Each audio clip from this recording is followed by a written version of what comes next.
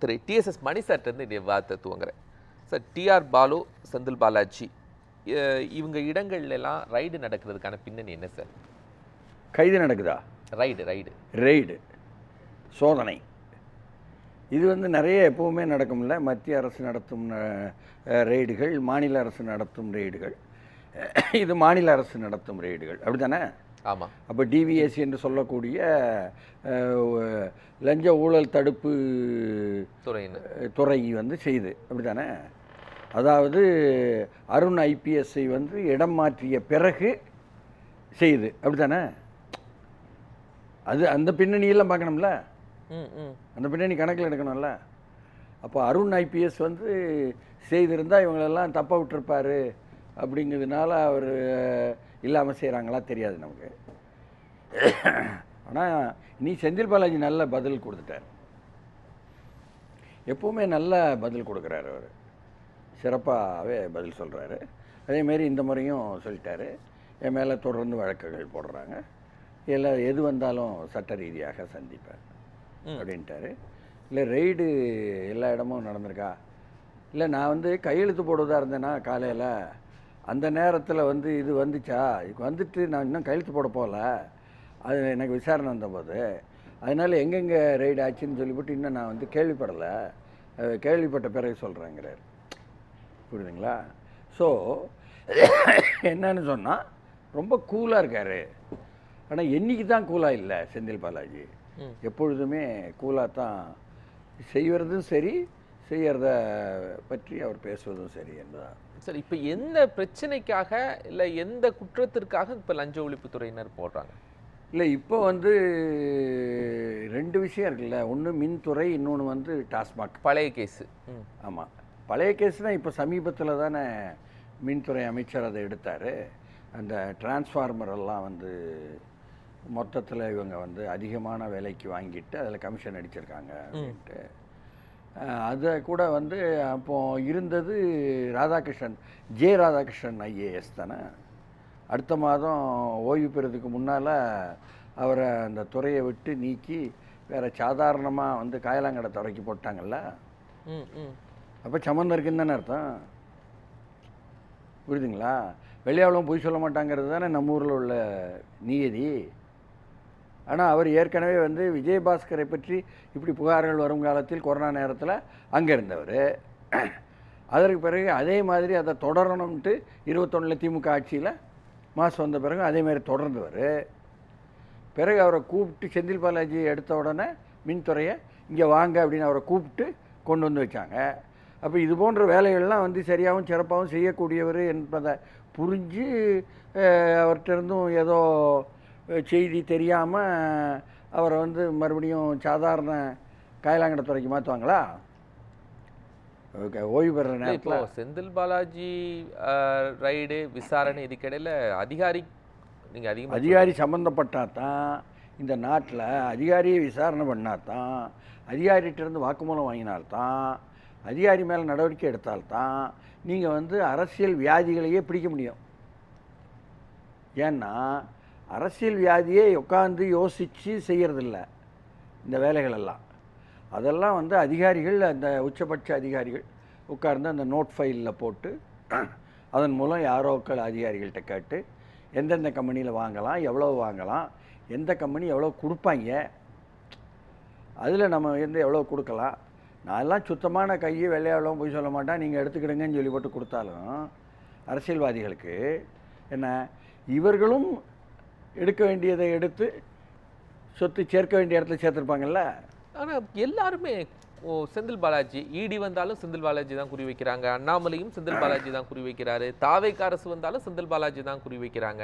ஏங்க முழுக்க முழுக்க திராவிட முன்னேற்ற கழகத்தில் வந்து கடந்த 5 ஆண்டுகளில் அவர் உள்ளே இருந்தாலும் வெளியே இருந்தாலும் அவரை சார்ந்து அவருக்கு அவ்வளோ முக்கியத்துவம் கொடுத்து, அவர் வந்து எவ்வளோ சீனியர்கள் இருக்காங்க திமுகவில், அவங்களெல்லாம் விட்டுட்டு அவங்களுக்கு தானே முக்கியத்துவம் கொடுத்துச்சு முதல் குடும்பம். அப்போது ஒன்றும் கிடையாது, இதன் மூலமாக ஏதாவது கிடைக்குமா, முதல் குடும்பத்தை பிடிக்கலாமா என்பது தானே முயற்சியாக இருக்க முடியும். பின்னணி என்னன்னு கேட்குறீங்க, பின் கதை. முதல் குடும்பத்தை பிடிக்கணும் என்பது தானே அவங்களுக்கு இருக்க முடியும். டிஆர் பாலுவை இந்த முறை தான் வந்து ரெய்டுகள் வந்திருக்கு. அப்போது அவர் தப்பிச்சு போயிடக்கூடாது. இப்போ டிஆர் பாலுவுக்கு மேலே என்ன பிரச்சனைகள் தெரியலையே, நமக்கு தெரியல. டிஆர் பாலு மூலமாகவும் ஏதாவது செய்திகள் கிடைக்குமா, முதல் குடும்பத்தை பிடிக்கன்னு நினைப்பாங்க, அதற்கான முயற்சிகள் எடுப்பாங்க. அதனால் இந்த ஊழல் பிடிப்பது என்ன, லஞ்சம் பிடிப்பது என்பதெல்லாம் வந்து சர்வசாதாரணமாக நடந்து ஜனங்க மத்தியில் அது ஒன்றும் சீரியஸான தாக்கத்தை. இந்த ரெண்டும் ஒரே வழக்கு சம்பந்தம். ஏன்னா இவர் மதுபானத்துறை அமைச்சர், மதுவிலக்குத்துறை அமைச்சர், அவங்க மதுபானம் விற்பனை செய்கிறவங்க, அதாவது கொடுக்குறவங்க விற்பனை செய்கிற நிறுவனத்துக்கு. இது ஒரே விஷயத்திற்காக இந்த 2 இடங்கள்லையும் போகுதா, இல்லை வேறு வேறு வழக்குகள் சம்மந்தமாக போகுதா? இல்லை, இந்த ஒரே விஷயத்துக்காகவே போகும், அப்படி தான் நாளேடுகள் சொல்லுது. என்ன பிரச்சனைன்னு சொன்னால், மதுபான உற்பத்தியாளர்கள்னு சொல்லி போட்டு எல்லா கட்சியிலையும் கொஞ்சம் பேர் இருக்காங்க இல்லையா? அப்போது ஒவ்வொரு கட்சியிலையும் திமுகவில் இருக்காங்க, அதிமுகவில் இருப்பாங்க, அதுக்கப்புறம் அதிமுகலேருந்து வெளியே வந்த சசிகலா குரூப்பில் இருப்பாங்க, இப்படிலாம் இருப்பாங்க. இந்த மதுபான உற்பத்தியாளர்கள் வந்து ஒரு கணக்கு வச்சுருப்பாங்கல்ல, ரெய்டு பண்ண அந்த கணக்கில் தெரியும்ல, அதில் சட்ட ரீதியாக நாங்கள் வந்து டாஸ்மாகுக்கு கொடுத்தது, சட்டவிரோதமாக நாங்கள் வந்து பார்களுக்கு கொடுத்தது. அப்போ இந்த விவரமெல்லாம் கிடைச்சா தான் நாளைக்கு தனியாருக்கு கொடுக்க போகிறாங்க டாஸ்மாகை, என்ன ரெஸ்டோ பார் அப்படின்னு ஒன்று கொடுக்க போகிறாங்க அப்படின்லாம் வெளியே வந்து அங்கே டாஸ்மாக் ஊழியர்களுடைய தலைவர் வந்து தெளிவாக அறிவிக்கிறார் பாரதி, 23,000 பேருக்கு நீ அப்போ வேலையை வந்து இழக்க வைக்க போறியா, இத்தனை ஆண்டாக பணி செய்தவங்களுக்கெல்லாம் வந்து பணி நிரந்தரம் செய்யணும்னு கேட்டுக்கிட்டு இருக்கிறோம், நீ மாட்ட டக்குன்னு தனியாருக்கு கொடுக்க போகிறோம் அப்படின்னு சொல்லி போட்டுலாம் வந்து பேச்சு வருதே என்ற விஷயம் கேட்குறாரு. அவன் என்ன சொல்கிறாரு, விக்னேஷ் அங்கே கிணத்து கடவுக்காரரா அமைச்சர், அவர் அந்த இளைஞர், அவர் சொல்கிறாரு, நாங்கள் எங்களுக்குள்ளே ஆலோசனை பண்ணிகிட்டு இருந்தோம், தனியாரா இல்லை ரெஸ்டோ பாரை கவர்மெண்ட் நடத்தலாமா, இல்லை அதையும் வாங்கிடலாமா, ரெஸ்டோ பார் நடத்தலாமா, இப்படிலாம். இதில் ஏதோ அந்த ரெஸ்டோ பாருங்கிற வார்த்தை வெளியே போயிடுச்சு, உடனே பெருசாக ஊடகங்கள் போட்டாங்க, அதனால் எதுவும் முடிவு பண்ணலங்கிறாரு. சரி, எனக்கு ஒரு விஷயம் சார், இப்போ இந்த அரசு வந்த உடனே ஒரு வெள்ளை அறிக்கை வெளியிட்டாங்க. இந்த வெள்ளை அறிக்கையில் இந்த மாத மதுபானத்துறையில் இவ்வளவு இழப்பு வந்திருக்கு, ஏன்னா அவங்க ஹோலோகிராம் ஊட்டாமல் நிறைய சேல்ஸ் நடந்துச்சு அப்படின்னு பல குற்றச்சாட்டுகள்லாம் 10 ரூபாயை தாண்டி நிறைய வந்துச்சு.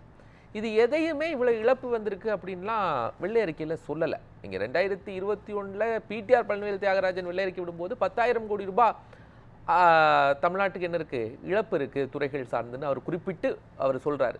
ஆனால் இங்கே தாவேக அரசு சொல்லாமலே நடவடிக்கை எடுக்கிறாங்க. அது நமக்கு தெரியலை, இவங்க சொல்லலை, சொல்லாதது ஏன் எல்லாம் ஏதோ வழக்குகளுக்கு தயார் பண்ணிகிட்டு இருக்கிறாங்க, ஆதாரங்கள் எடுத்துகிட்டு இருக்கிறாங்க. அதில் ஒரேடியாக எந்திக்க விடாமல் சில தனிநபர்களை வந்து பிடிச்சி மடக்கிறணும்னு நினைக்கிறாங்க. அதனுடைய நோக்கம் எல்லாமே வந்து முதல் குடும்பத்தை நோக்கி செல்வது என்பதாகத்தான் என்ன தென்படுது. இதற்கு ஒன்றிய அரசினுடைய ஆதரவு இருக்கிறதா இல்லையா என்பது தான் வந்து கேள்வி. சரி, அப்போ அதிகாரிகளை பிடிக்கணும் அப்படின்னா இதுக்கு முன்னாடி டாஸ்மார்க்குடைய மேலாண் இயக்குனர் அவரை விசாரிக்கணும் அப்படின்னு சொல்லும்போது சுப்ரீம் கோர்ட்டில் போய் தமிழ்நாடு அரசு தடை வாங்கினாங்க, அவங்களும் கொடுத்தாங்க, இப்போ அதை வெக்கேட் பண்ணிட்டாங்க. அப்போது தாவேக அரசு அந்த அதிகாரி மேலே தானே விசாரணையை துவங்கியிருக்கணும், அந்த பக்கம் அதுதான் நம்ம எதிர்பார்க்குறோம். அதான் எஃப்ஐஆர் போட்டாங்க சார், 3/4 மணி நேரம் ஆச்சு எஃப்ஐஆர் போட்டு. அப்படியா? செந்தில் பாலாஜி, சாரி சொல்லுங்க, பரவாயில்ல, விசாகன், பன்னீர்செல்வம், பாஸ்கர், இன்னொரு 3 பேர் அதிகாரிகள். ஆமாம், அதிகாரிகள் 7 பேர் மேலே போட்டாச்சு. அந்த எஃப்ஐஆர் அவங்க படிக்கக்குள்ளேயே 6 பக்கம் வருது. ஓ, டாஸ்மாக் இல்லை நல்லா சொல்லுங்க. டாஸ்மாக் முன்னாள் மேலாளர் சேர்த்துட்டாங்க, விசாகனசி போட்டாங்க, அவர் நம்பர் 2 அக்யூஸ்டம் பாலாஜி, இவர் 2. என்னென்னு சொல்கிறாங்க, எப்படி 22 பேர் ஒரே பேங்கில் அடுத்த இஎம்டிக்கு டிடி எடுக்கிறாங்க. அதை மாதிரி பல விஷயங்கள் பாரில் பாட்டிலில் ஒவ்வொன்றிலையும் அந்த ஃபுல்லாக படித்து ஞாபகம் வச்சுக்கக்கூடிய வசதி எனக்கு இல்லை, அதை பார்க்கலன்னா. பட் அவங்க கிட்டத்தட்ட டீட்டெயில்டாக கொண்டு வந்துட்டாங்க. அப்படியே சார் முடிச்சுட்டு நான் எஃப்ஐஆர் இல்லைங்கிறதால தான் நான் இல்லை நல்ல செய்தி, புது செய்தி எனக்கு. அதாவது சார் சொன்னதிலிருந்து என்ன தெளிவாகுதுன்னா, சம்பந்தப்பட்ட அதிகாரிகளையும் அமைச்சரையும் சேர்த்து பிடிபடும் பொழுது அது ஆதாரம் கிடைச்சிடும். ஏன்னா ஏற்கனவே பல முறை இங்கும் கூட சொல்லியிருக்கிறோம், நான் எழுதியிருக்கிறேன் எல்லாம், நீங்கள் அமைச்சர்களை மட்டும் பிடிப்பது என்பதெல்லாம் ஃப்ரம் எபவ், மேலிருந்து வரக்கூடிய ஊழலை பிடிப்பது என்பது, நீங்கள் அப்படி பிடிச்சா வந்து எந்த கேஸும் நிற்காது, 5 வருஷம் இழுத்தடிச்சு விடுதலை ஆயிடுவாங்க. நீங்கள் கீழிருந்து பிடிக்கணும் அப்படின்னா ஒவ்வொன்றுக்கும் வந்து நோட் ஃபைல்னு ஒன்று இருக்குது, நோட் ஃபைல் எடுக்கணும், அதை ஆய்வு செய்யணும். இதுதான் சிபிஐ செய்வாங்க வழக்கமாக. அதில் ஐஏஎஸ் அதிகாரி உச்சபட்சத்தில் இருப்பார். அவர் விசாரணை தானா? ஐஏஎஸ் தானே? அவன் மேலாணி நம்பர் 2 சார், செகண்ட் அக்யூஸ்ட். அப்படியா? இல்லை அவர் ஐஏஎஸ் தானே? ஆமாம், எம்டி எம்டி தானே சார். இந்த பின்னாடி கதவை திறந்து விட்டு ஆட்டோவில் ஓடினார்ல அவரு. அதாவது இந்த டாஸ்மாக் ஊழியர் சங்கத்தினுடைய போராட்டம் நடந்துச்சு, நிரந்தரமாக்குங்க. நான் போயிருந்தேன். இப்போது கேட்டதில் என்ன அங்கே கிடச்சிச்சுன்னா செய்தி, அந்த தலைவர் எல்லாரும் சொன்னாங்க, நீங்கள் சொல்லக்கூடிய அந்த விசாகன் அந்த பெயர்கள்லாம் எனக்கு நினைவில் இல்லை. அந்த மேலாண்மை இயக்குனர் நீங்கள் சொல்கிறீங்களே, இந்த மாதிரி பொறுப்பில் உள்ளவங்களாம் 3 விழுக்காடு 2 விழுக்காடு ஒவ்வொரு பாட்டில் விற்பனைக்கும் எடுக்கிறார்கள் என்ற விஷயத்தை சொன்னாங்க. இங்கேயும் வந்து கூட பேசியிருக்கேன்னு நினைக்கிறேன் நான். அப்போது இந்த அளவுக்கு ஊழல் பெருச்சாளிகளாக இருக்கக்கூடிய அவர்களை விட்டுவிட்டு எங்கள் தொழிலாளிகளை ஏன்டா நிரந்தரப்படுத்த மாட்டேங்கிற, அவன் போய் 10 ரூபா வாங்கினான்னு சொல்லி போட்டு அவனை சஸ்பெண்ட் பண்ணிகிட்ருக்கேன்னு தான் அவங்க கேட்டது. அப்போ இப்போ என்ன இதிலிருந்தெல்லாம் தெரிஞ்சுக்கிட்டாங்க போல இருக்குது அரசாங்கமோ அல்லது டிபிஎஸ்சியோ அல்லது வந்து லஞ்ச ஒழிப்புத்துறையோ.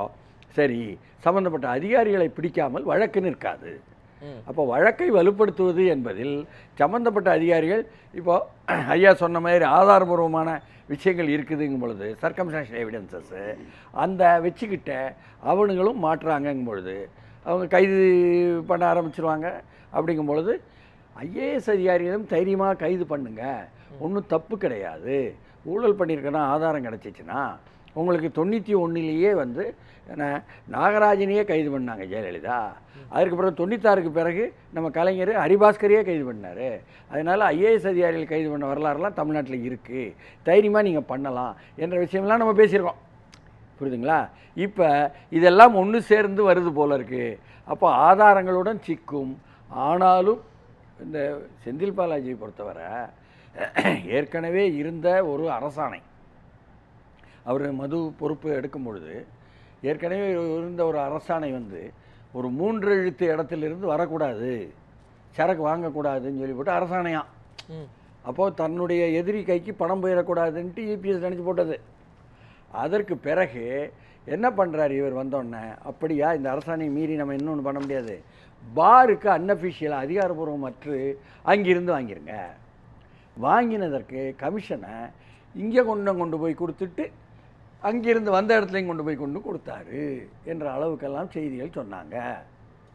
புரியுதுங்களா? அந்த அளவுக்கு என்ன ரொம்ப சிறப்பாகவும் சரியாகவும் கொடுக்க வேண்டியவங்களுக்கு கொடுத்து இதுவரை ஒப்பேற்றிக்கிட்டு இருந்த ஊழல் தான் அதனுடைய உச்சகட்ட ஊழல். அது தெரிந்து விட்டது, ஆழமாகவும் வந்து விட்டது. அதனால் டிஆர் பாலுவினுடைய டிஸ்டிலரி என்று சொன்னால் அதிலிருந்து என்னெல்லாம் போச்சுங்கிற ஆதாரங்களும் கிடைக்கும். அப்போ இந்த பணமெல்லாம் எங்கே போச்சுங்கும் பொழுது இதை வைத்து கொண்டு முதல் குடும்பத்தின் மீது கொண்டு போய் அங்கே தான் கொடுத்தாங்கன்னு வாக்குமூலம் வாங்கி செய்வது என்ற முயற்சி தான் இது. வெல்வார்களா இல்லையா என்பது வெளிச்சம்.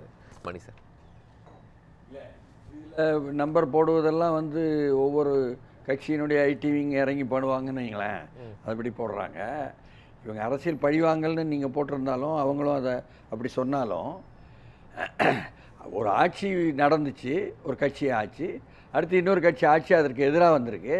அப்போ அதுக்கு உள்ள ஊழலை சொல்லும் பொழுது அதை வந்து அரசியல் நடவடிக்கை என்று சொல்லலாம், அல்ல அரசியல் பழிவாங்கல்னு உங்கள் வார்த்தைகளில் எப்படி வேணால் போட்டுக்கலாம். அதுவும் ஊழல் எதிர்ப்பு ஒன்று தான், ஊழல் ஒழிப்பு என்பதில். பிரச்சனை என்னென்னா, குறைஞ்சபட்சம் எப்படியும் ஊழல் பண்ணவங்க பிடிபட்டுருவாங்க. ஏன்னா எனக்கு வந்து செந்தில் பாலாஜியை மட்டும் குறிவைத்து அவரையே எஃப்ஐஆரில் ஒன்று போட்டிருந்தாலும் நான் அப்படி கருதியிருக்க மாட்டேன். இந்த விசாரணை ஐஏஎஸ்சி இந்த அதிகாரிகளையெல்லாம் சேர்த்து போடும் பொழுது அது வந்து ஆழமான விவரங்கள் எடுக்காமல் எஃப்ஐஆர் போட முடியாது. அப்படி போட்டிருக்கும் பொழுது அது வந்து கொஞ்சம் ஆத்தென்டிக்காக ஆதாரபூர்வமாக இருக்குது.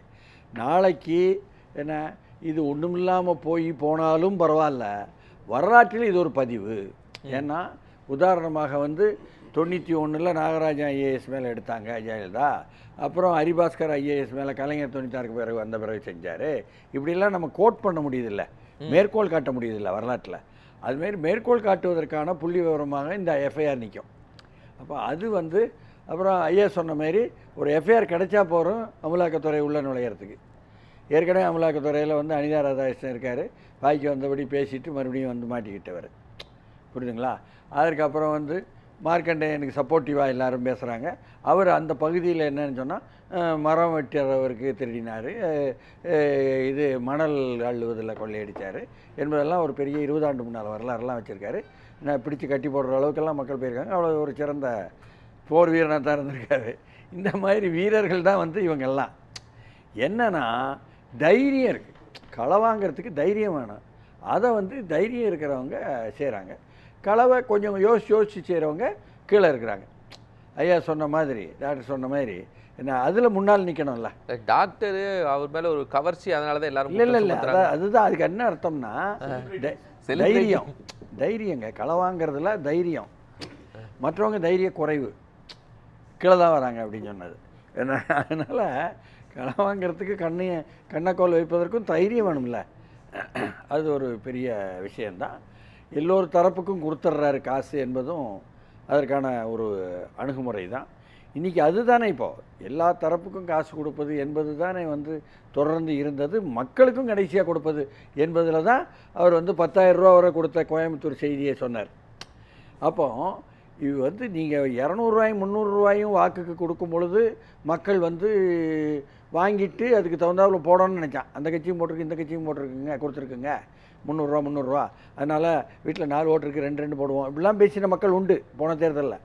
இப்போ 1000 ரூபா, 2000 ரூபா, 5000 ரூபா, 10,000 ரூபா கொடுக்கும்போது சந்தேகப்பட்டான்.